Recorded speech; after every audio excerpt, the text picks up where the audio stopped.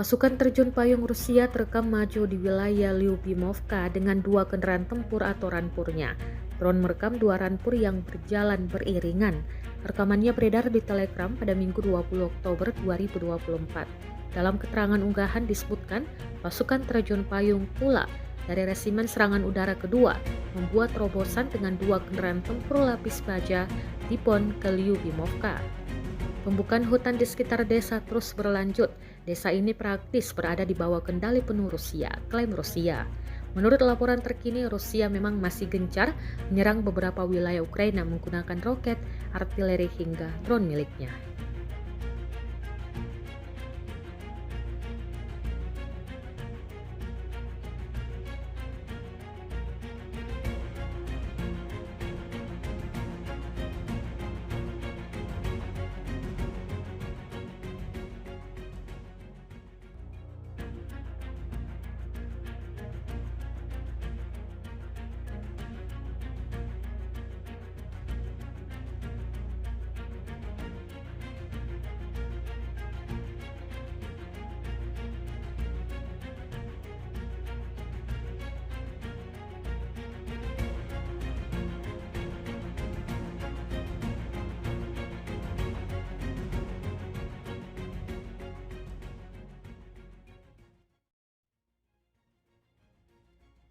Download Tribun X sekarang, menghadirkan lokal menjadi Indonesia.